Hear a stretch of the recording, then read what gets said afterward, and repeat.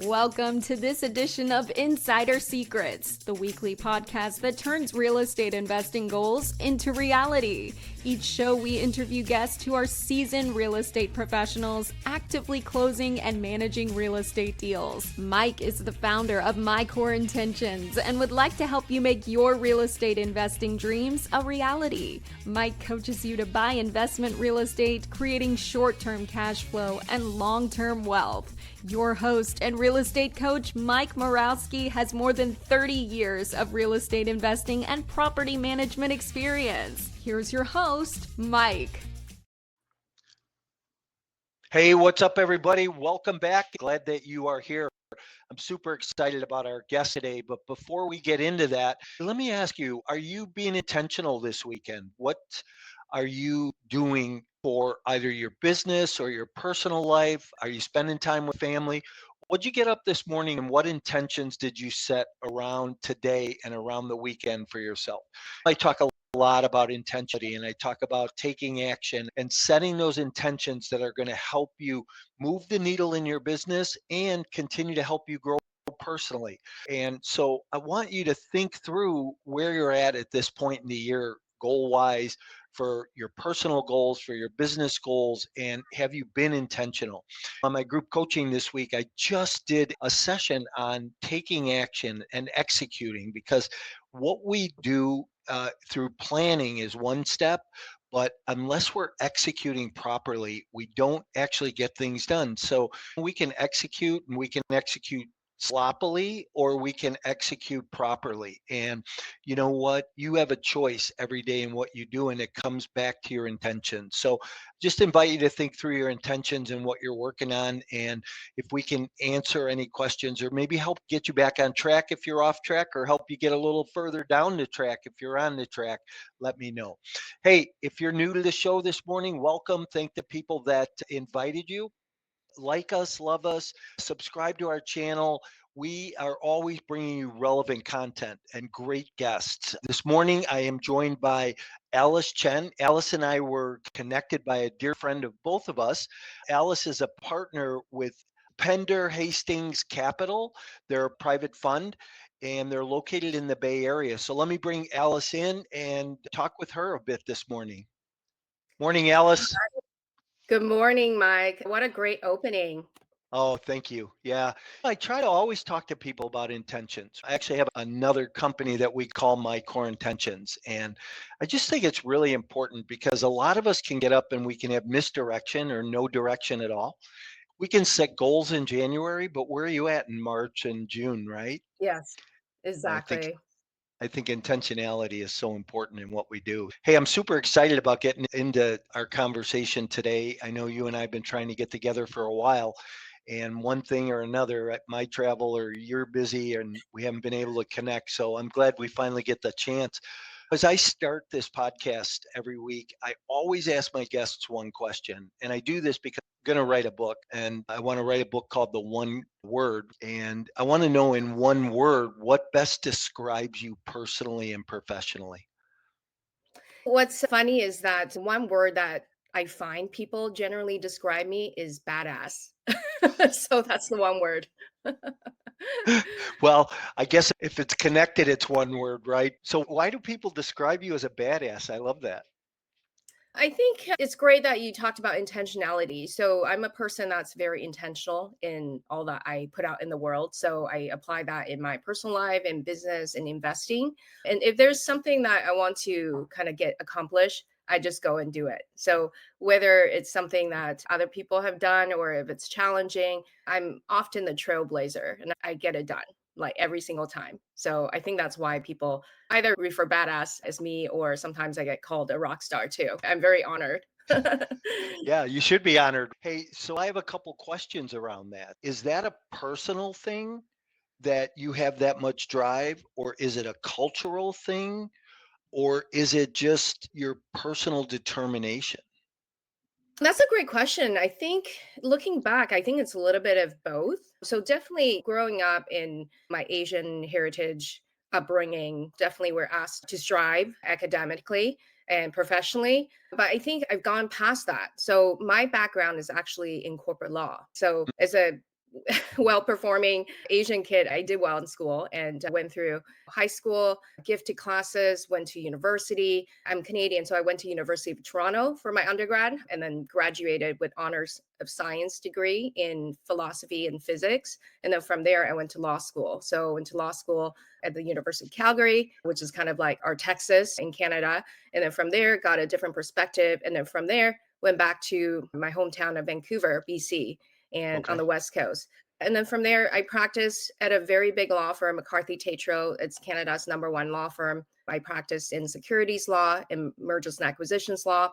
And 3 years into my practice, I knew that my soul wanted to be entrepreneurial. So I knew there was a path for me to align, but I didn't know what that meant. Like I knew business was calling me, but what kind of business? I had nothing to do with accounting, nothing to do with certain stereotypical professions in business. So I knew there was something, but I didn't know what it was. But at that time, I had gone to law school, checked off the box of becoming a lawyer. So I said, okay, thank you, mom and dad. My responsibility, obligation towards you is done. You got to return on your investment. And now let me do my thing. And so believe it or not, Mike, that was 16 years ago. So I've been a serial founder and investor for the last 16 years. And it's Well, been a wild ride. that's an awesome story. I had no idea. You can read somebody's bio and kind of skim over it, but I really had no idea. And I always say you got to hang out with people smarter than you in order to grow. So I'm really honored that you took some time here today to be on my podcast. My So, pleasure. so what brought you down to the Bay Area? Because it sounds like your roots are in Toronto. What brought you to the Bay Area?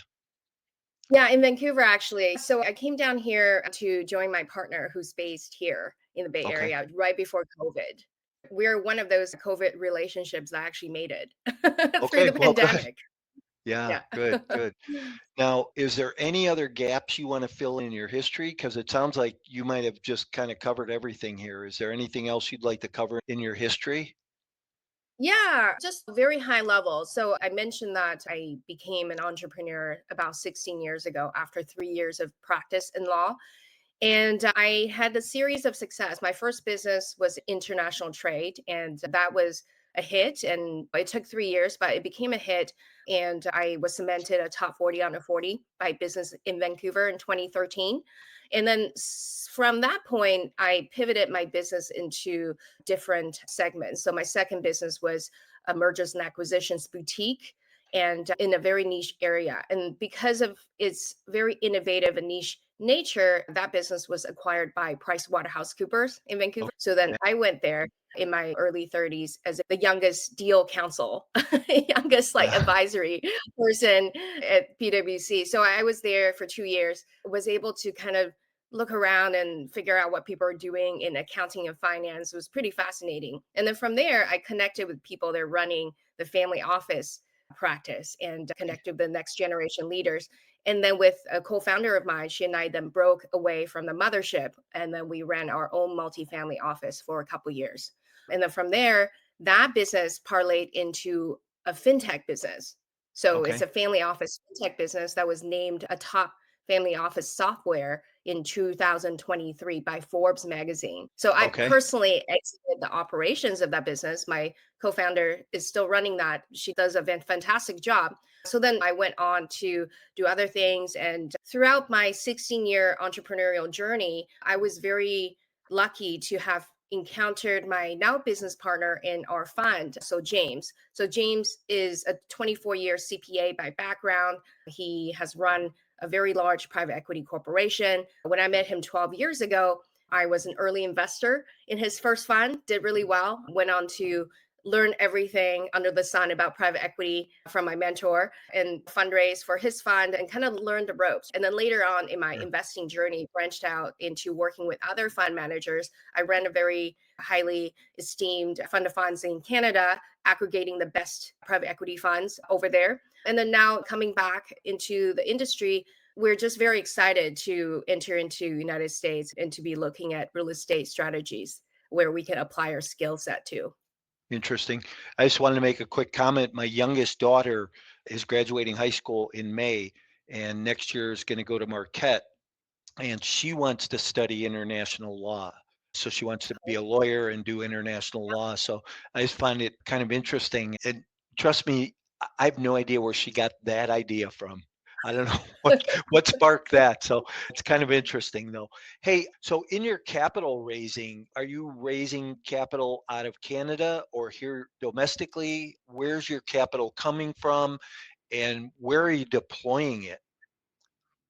Yeah, great question. So we are actually a real estate private equity firm that's both in Canada and the US. So because I'm physically in the US, I lead our US market initiatives. So in Canada, we have 6 funds in the fund family that focuses on multiplex development. So that's a subset of multifamily. We do that in Vancouver because if you think about it, Vancouver is sandwiched between the ocean and the mountains. So there's very Sure. little buildable land. So when you need to increase density, and increase supply of housing, you got to go vertical. So that's why we execute on this multiplex development strategy to turn single family lots, often with a smaller house because it's built 50 years ago. We're turning that into a sixplex. So that's our typical business model. And so Oh, for those funds, we raise from our fellow Canadians. But in the US, real estate is hyper local. So what makes sense for one geography does not necessarily translate. So, for example, in the fund that I'm leading, it's the land development thesis fund. We turn raw land into buildable lots for national home builders like the DR Horton, like the Lennar, and mostly in the Sunbelt state. So okay. that's a different situation where you have lots of land. And so you're going horizontal, you're not going vertical. So that's what we do. And so for our US thesis, we are raising money from Americans. And there's a way in the future for us to raise from Canadians, but because of the cross border tax, it's a whole another layer of complexity and lots of lawyers and tax people involved. And it's just for now, I think it's such a great thesis for us down here. And so it's open to Americans that are accredited investors. Yeah.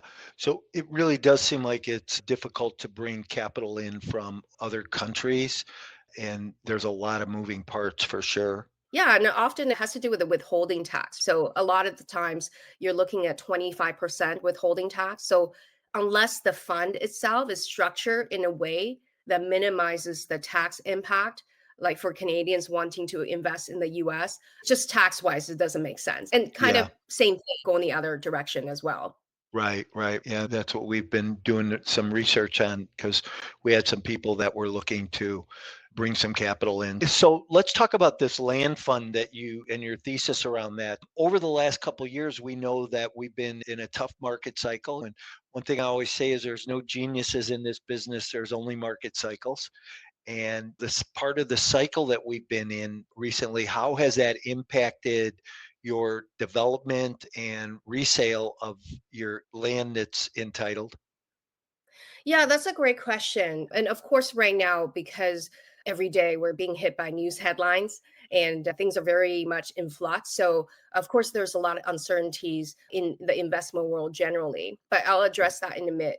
So, just to go back to our business model, we're a private equity fund that's acts as a capital partner to best in class land developers in the country. So what's land development? It's really two parts. It's land entitlement and then horizontal development.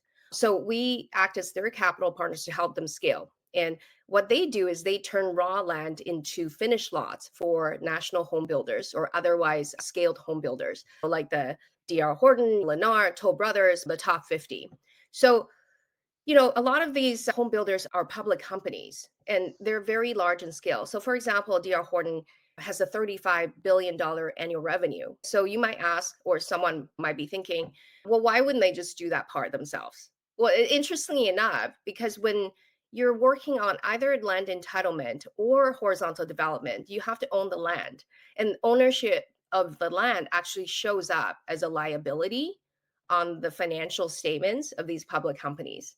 And Yeah, so that's not great for their financial ratios and therefore market dynamics and whatnot. And so they prefer to actually outsource the two parts to land developers. So the way that things work in our business model is that we don't blindly go entitle or horizontally develop a piece of land, hoping that by the time that it's done, could be anywhere from 2 to 5 years, depending on the size of the master plan community. We don't blindly go do that on a piece of land, hoping that at the end of it, someone's going to buy it. No, like we have zero guesswork in our process. So we do it in a reverse engineering type of manner. So these are relationships our land developers have fostered in the last couple decades. So they often get calls from the home builders. And the home builder will say, well, based on our migration data or this and that different type of data sets, we are looking at building a master community of 1,000 homes here on this Mm, tract of land. So it's now been entitled. Can you take this? Can you buy this entitled piece of land from us? Let's say roughly $30,000 per lot. And once you have horizontally developed that piece of land, then we're going to buy it back from you at $70,000 per lot. And mm. they sign this forward purchase contract on day one. So what's great about it is that our land development partners, they know how much profit they're going to take at the outset on day one. On day one, the exit is already built in and papered. I mean, tell me another business that has that feature. I haven't seen Yeah, any. yeah, it's definitely an interesting model, that's for sure. And Yes. there's a lot of security in that for the investor that, Yeah. hey, look, we're buying it at this. We already have a contract to sell it at this. This is the time frame. We just have to do this in between. And so what you guys do is, let me just understand this. So you buy it already entitled from the builder, and then you put the infrastructure in, so the roads and the curbs, and then you sell it back to the builder so that they can go in and go vertical with it. Correct. Yeah, So 100%. that's an awesome model. I've known some people over the years being involved in land, but I've never heard this model like this. So Yeah, that's this is interesting. yeah, it's different than land banking. I mean, there's other land investment models out there, and I have been surveying everyone and what they're doing, but there's nothing as secure as this one because the exit's already built in and papered. And I'll talk a little bit more about the entitlement process. So the example I gave previously, it's one where the developer is actually buying an already entitled piece of land from the home builder and then Yep. doing the work and having them buy it back. But in the case of entitlement, it's also pretty genius. So again, driven by data, driven by demand, we get asked to participate in a bid or we get asked to do it. So the home builder could come to our entitlement partner and say, hey, we want to build on this piece of land. So can you go and help us with the entitlement piece? So then our entitlement specialist will go and actually option the land. So they don't Okay. buy it Okay. outright. So they option the land, tie it up for, call it 2 years. Typically, it takes about 2 years. Sometimes it's a little bit less, sometimes a little bit more, but roughly 2 years. So then you do what you need to do, go to the municipality office, county office, you get it entitled. That's all paperwork stuff. So that costs about 500,000, like plus minus. And then so at the end of the 2-year period, then you do a simultaneous closing. So the same day that you buy it from the original landowner at a certain price, you added value because you've done the entitlement work. So now the land is entitled. So on the same day, you then do a simultaneous closing. You sell it back to the home builder that wants to build on that. So you also mitigate risk by doing that simultaneous closing. And so Yeah. really your equity outlay is really around 500,000 in the 2-year period. And so for both components of land development, both have a great profit margin. So both are great businesses. But these are businesses that you don't hear about every day. Like it's hard to Right. access for whatever reason. It's been kind of a close-knit community of land developers. So the only way for people like you and me, we're not from construction backgrounds, the only really viable path for us to get involved and participate in the profit of this exercise is to invest in a fund like ours. And I mean, as far as I know, we're the only fund that offers investor returns based on the thesis. Got it. Yeah. So that's really interesting. But where's your business at today? Again, back to the economic cycle that we're in. Are there a lot of new developments that are being started? Are there new developments that are put on the shelf right now because of where the world's at? What's happening in the new construction world? Yeah, that's a great question. So, of course, the headlines always make people feel a little bit worried. But the fact is that the home builders, they don't sit on inventory. Like they have to move inventory. They're in the business of building homes. And so they will adjust their margin if necessary, and or they will adapt the product type. So, for example, there's an overall trend where people want to buy like maybe smaller homes, less expensive homes. So instead of building homes that are at $400,000 priced at that range, maybe they knock it down to 250,000 in some communities. So we're finding the home builders are actually adapting to the market demand. And again, this is all very data driven. These are all very data driven companies. And so they know Right. what their customers are looking for. And in terms of questions like tariffs and this and that, of course, there's going to be a long-term effect on the building materials. But a lot of these home builders, they already have a lot of supply for the next couple of years. So for example, if someone's investing in a fund, they're not looking at the situation today. They're not looking at, is the home building inventory sitting today? They're looking at what's the world going to look like in 3 years. So just like the people that are in the public equities market, you're buying in the dip and then you're harvesting in recovery. Same thing for our industry. It's a forward-looking industry. So the decisions you're making today has to do with how you project the world to be in about 3 years. So by the time that in 3 years, you're now hearing headlines of, oh, things are great. Maybe the mortgage rate has dropped. People are in a frenzy buying homes again, kind of like during COVID when we experienced that. When you hear the headlines, you're 2, 3 years too late. So you Yeah. have to do the prep work. So do you have a personal prediction, or does your company have a prediction right now of where we're going to be in 3 years? Yeah, so we expect business as usual. I mean, we're not a group of economists, but from being interactive with the industry, we're not seeing any slowdown from the home builders, actually. Like they are still looking to buy lots. They're still asking us to go and do the land development on the lots. Did you know that there's actually 4.8 million single family home deficit in the Oh country? yeah. Oh 4.8 yeah, million. I know that number. Yeah, and then a company like a D.R. Horton, $35 billion annual revenue, you think that they should be able to build a million or 2 million homes per year easily, right? No, Right. they built 90,000 homes last year. So that's their maximum capacity.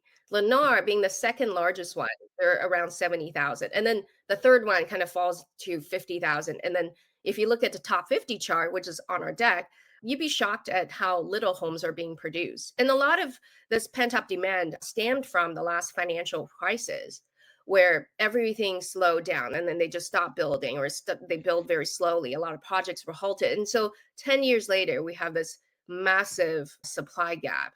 And so Right. this is not a problem that's going away. It's going to stay. And the number of household formations is still like way outstrips the supply. And Right. in the household formation, maybe people are having less kids these days, but it doesn't mean that they don't need a home. And there's also maybe elderly people are downsizing and so they're changing households too, or perhaps there's people splitting up so they go from one household to multiple households. So the number of household formation is still very robust and increasing, Yeah. and the supply is not necessarily keeping up pace. So we're very much in a problem that can be solved continuously for the next 5, 10 years. So what's your investor avatar? So I want to really kind of dig in the last few minutes here about raising capital, because that's something you and I do on a daily basis. And what I do, what you do, and it's kind of what makes our business drive. But who's your avatar of investor coming into your fund? And what's your offer to that investor? Sure. So our fund is, you can see it as a 3-year fund. We invest in projects that are 24-month to 30-month in length. We distribute after a project exits. So we're raising up to 15 million for this fund that's open right now. And out Okay. of the 15 million, we can invest anywhere from 4 to 6 projects. So we invest in the equity piece of the land development projects. Very profitable. So the investors are looking at a high 20s in IRR.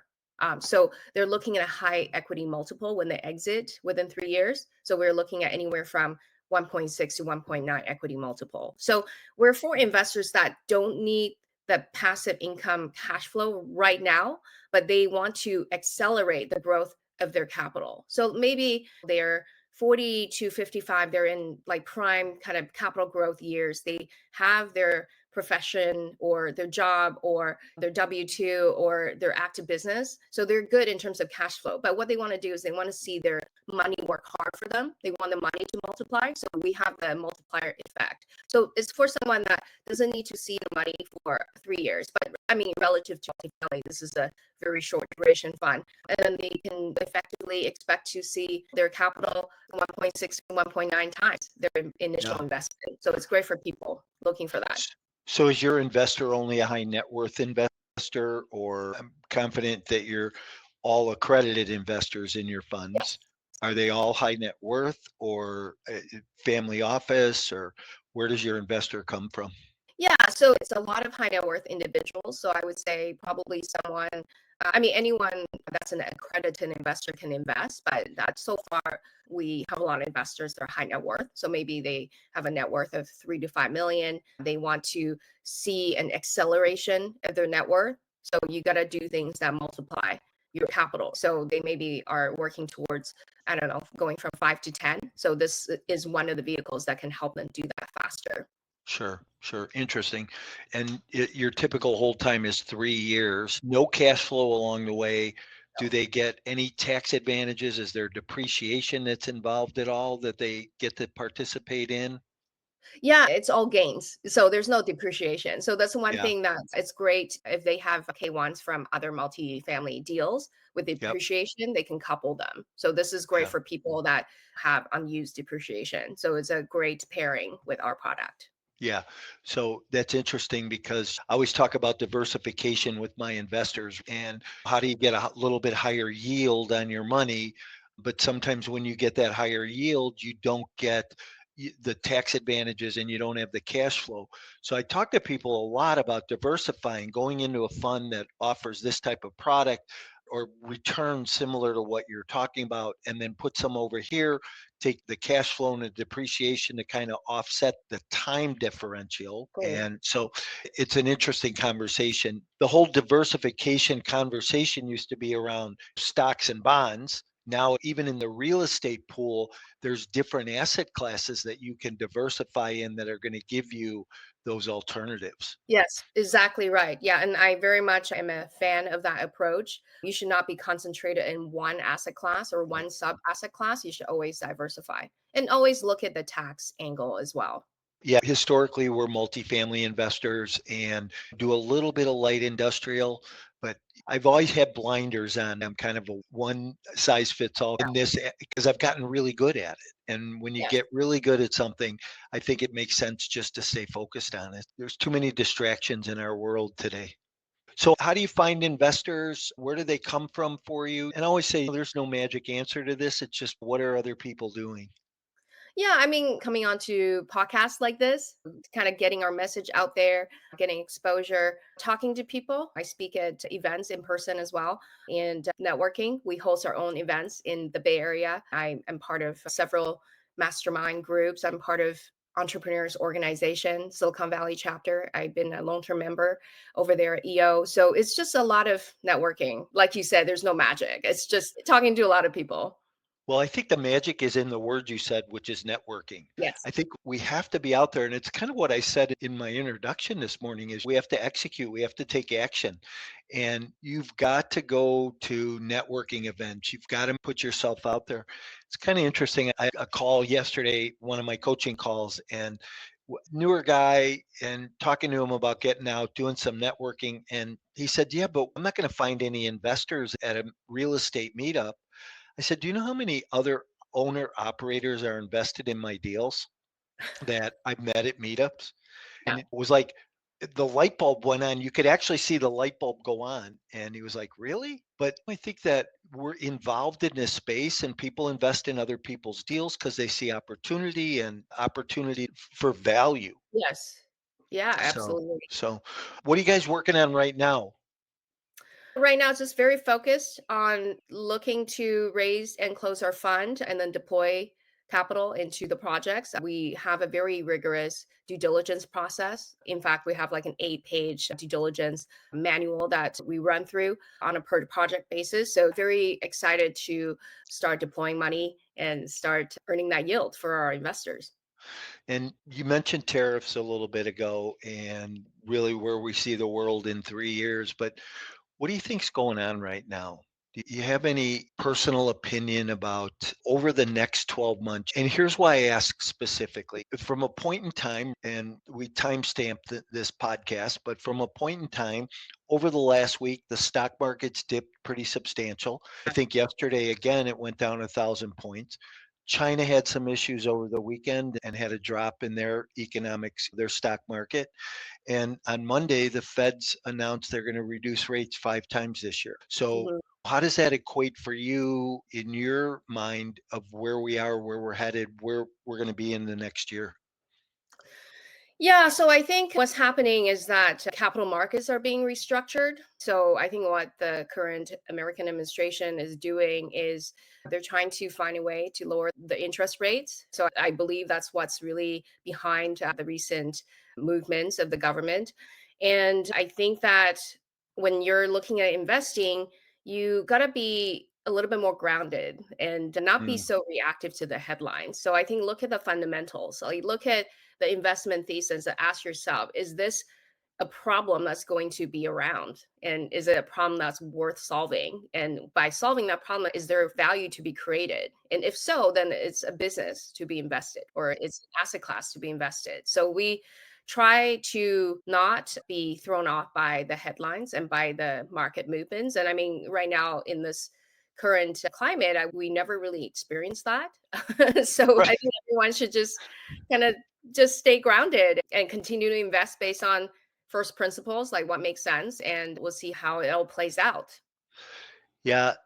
And here's kind of just maybe an arbitrary question, but do you think that as investors and as the American people, do you think that we got spoiled over that period of time with such low interest rates and such a cap rate compression that it spoiled people to the point of being fearful of taking action? Yes, I believe that we've all been spoiled, myself included. So I miss the days when the cost of capital is next to nothing. Of course, everyone misses that. But I think successful investors, successful businesses are typically built during a recession. So I'm not saying we're in a recession right now. I mean, that's for a lot of other people. They're economists to call. So I'm not making prediction one way or the other way. But let's say we're in kind of a downturn environment, which we are. Can money still be made? Of course. Can investments still, proper investment deals still be done? Yes, 100%. So I think it's during the hard times that your own kind of skill sets and potency in business and in investing really gets revealed. And so we want to welcome the challenging times and figure it out. Yeah, I think a lot of people can be successful when the wind is at your back, but when the wind is against Absolutely. you, it separates the men from the boys. I'm not keeping you out of that, but you know what I mean. Yeah, 100%. And trust me, this is not going to be the last downturn either. Oh There's no. going to be another one, and probably the frequencies of these market cycles will increase. So I think everyone just needs to figure it out, use the present opportunity to figure out how they're going to weather the storms in the coming cycles. Yeah, and there's absolutely no doubt that we're heading into one of the best times in history to create wealth for yourself and to get in front of a bull run because it's coming. And I believe that during the next 12 months, we're going to see significant changes, which is going to take us out of this down dip because I think we're pretty close, if not at the bottom right now. That's Yes. gonna be coming out. So, I mean, the indicators indicate it. And if you've listened to any of the economists for the last 2 years, they've all been saying, "I think we're there. I think we're there," and you're always going to have your naysayers, but I'm a proponent of forward motion. Hey, Yes. Alice, I appreciate you being here. Thank you. Your time has been a blessing for sure. How do people get a hold of you if they're interested in connecting with you or investing in your fund? Thank you for having me, Mike. It's been a pleasure talking to you. For those of you that want to get in touch with me, you can come to my website. I'm at alicechencompanies.com. Okay, perfect. Thanks, Alice. And I look forward to staying connected and talking to you again soon. Likewise. Thank you, Mike. Thank you, Mike, and thank you for joining us for another great episode of Insider Secrets. As always, Insider Secrets is brought to you by My Core Intentions. Wherever you hang out on social media, you will find Mike and My Core Intentions.